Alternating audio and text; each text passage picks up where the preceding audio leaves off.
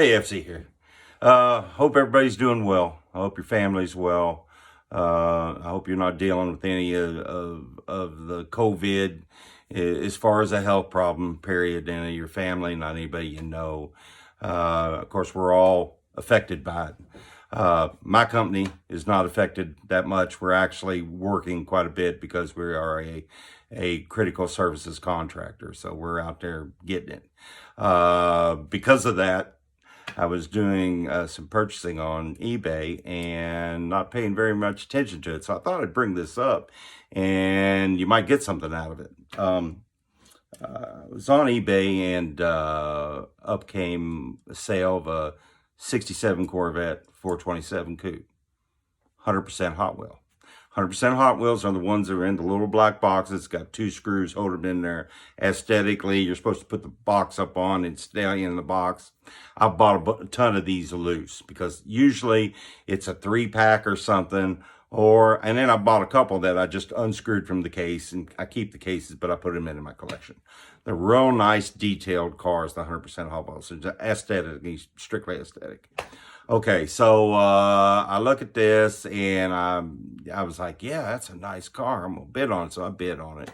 And it gets close to the sale time a couple days later, and I come in that night and I'm looking at it, and I got to make my final bid that I'm gonna make, because that's the way I do it. I make a final bid. I don't go to the last second unless it's something I really, really want. Then I'll do the last second. But usually this is what I'll give for it. It's over that, I leave it at that. That way I'm not spending crazy money. That changes if I really, really want it. Okay, so I threw my bid up there, and I looked at the car, and it had one picture. And I was like, man, so I looked. The quickest thing you could do is to look and see if another one's being sold. And I couldn't find another one. But it did say very hard to find, so I'm kind of taking the seller's word for it, which you never should do. And I didn't research it anymore. And I could have. I could look in Mike Zarnock's book that I have. And I would advise you that if you're going to do this stuff, get one of Mike's books, if not 2 or 3 of them. They're kind of pricey, but there's a lot of information in there. A lot of information. So what you give for a real premium car, you'd give for one of Mike's books. And it's a great resource. You should have it if you're going to do any vast collecting like what we do, and you're going to be looking for hard to find cars. It will determine quickly whether that car was even made. What kind of wheels. Vast amount of information. Mike's books are great. Get you one. So didn't do that. Didn't go by just finding out that there wasn't another one.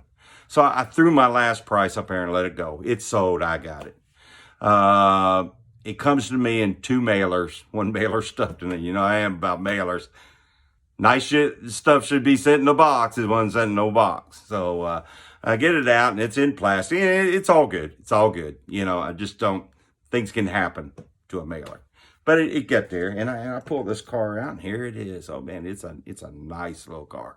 And I'm looking at it, and I'm like, man, it's got really, really good, casting, and I flip it over, and I'm like, hold it, wait a minute. It's not a Hot Wheel stamp on the bottom. And I'm looking at it, and I'm like, is that what I think it is? So I get out the magnifying glass, because, FC's kind of blind. It's Johnny Lightning. So I give about twice as much as what this is worth. But,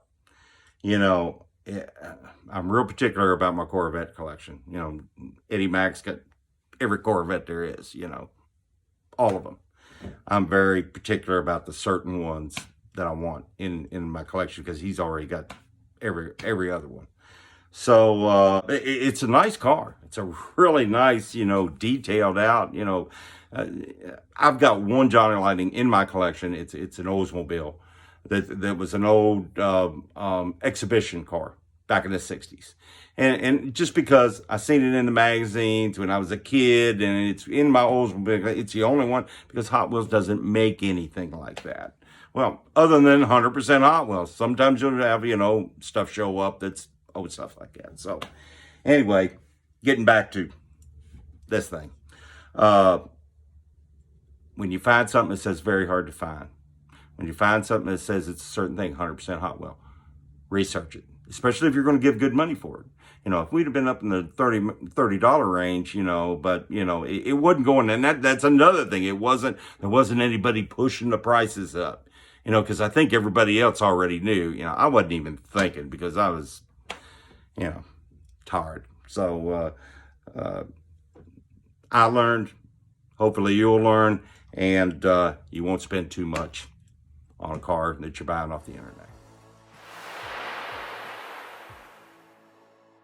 Hey guys, got this 98 Viper GTS 100% Hot Wheel. And if you've bought any of these for your collection, these are really nice cars. Some of these 100% Hot Wheels, super detailing. This one came out of a package that was untouched, had never been opened. And so this thing sat for 21 years.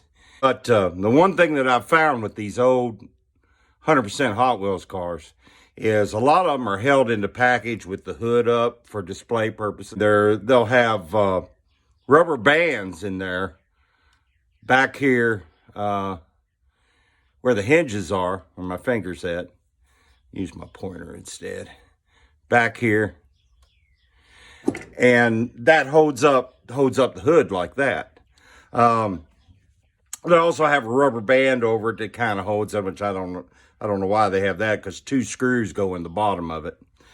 And when it finally gets to a guy like me that wants to display it out of package, I get the great privilege of unpackaging it, and this stuff that they have holding it open and whatever is deteriorated really bad. And, you know, a 21-year-old rubber band, you can imagine. So this one in particular, back here, you got a really good picture. I should have it right now. Right there where my pointer is, right back here where these hinges are. There was, that rubber band had been wrapped around and wrapped around and wrapped around. And I had to very carefully scrape that stuff off because, you know, we got these tampos out here that, and this one already looks, it already looks like it's got a couple scratches in it there. This car wasn't perfect. It had that, had a little bubbling on the hood right here, a couple little bubbles up here on the tampos. So you know, it wasn't a perfect car. It's a nice car. I like it. I didn't give a whole lot for it. So, and I needed a GTS for my collection. So, it rolls really good, you know, for an aesthetic type car. But, if I can look back in this thing, I had to scrape this stuff out. Once I thought I had it scraped out for the most part, I took Dawn and a real soft bristle toothbrush to try to move what I had. Yep, there's still some in there. I'm trying to get it out so I can show it to you what this stuff looks like. But this is pretty embedded.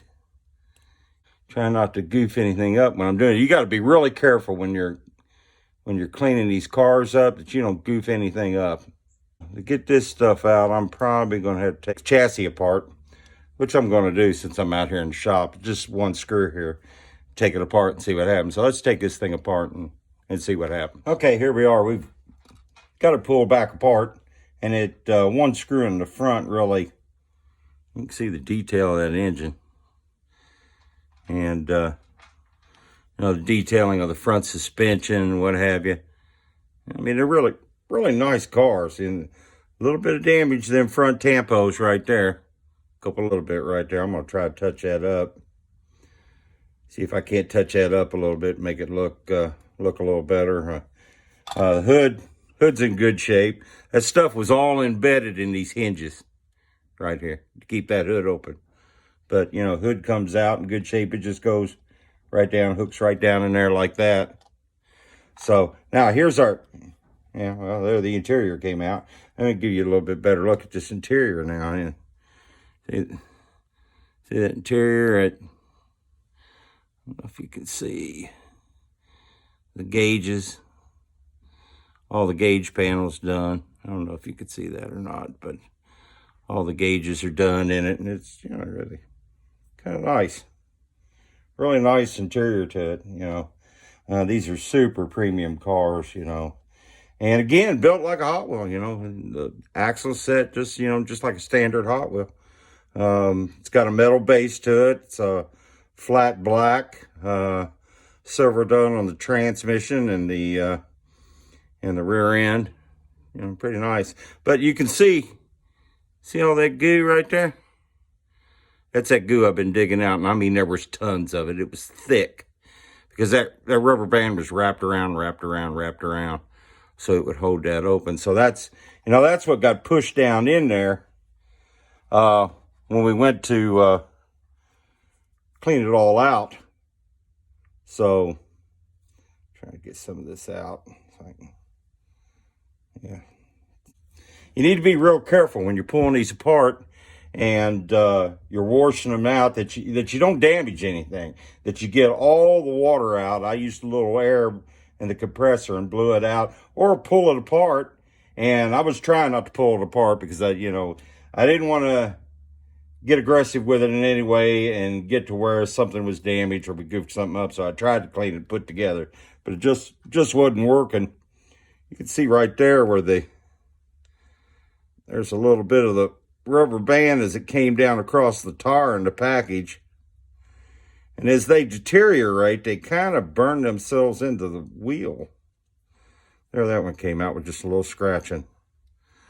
That one came out. So when you're buying these premium cars and they're 21 years old or 20 years old, you know, you got to know what you're getting. And you're going to probably have to do a little cleanup, especially if it's a sealed package like what I got. Doesn't have any idea. He's just selling what he's selling, and he can only see what he can see. And these things are kind of hard to get. There's not a whole lot of them out there. And Eddie Mack bought a red one, and I showed him this one, and he's kind of nervous about his, you know, having the same trouble. And of course he's going to have some of this because, you know, these rubber bands don't last forever. So again, to review, use something like this. It's nice and soft, you know, this plastic, and very easily with the hood up, tried to agitate it and get it mixed up to where it would move out. Finally, you know, try to get it, because it would stick to this, and I could pull it out, wipe it off on my pants, you know, try to get as much of it out as I could, and then go to the sink, hot water, and just a little bit of Dawn on a real soft toothbrush, and just agitate it a little bit and try to wash it out. And then last resort is to take it all the way apart, and which, you know, probably with this, that's probably what I should have done in the first place. But I was trying to be as easy with it as I could, and it'll go back together, and we'll polish her up, and she'll go in the case, and nice addition to the collection.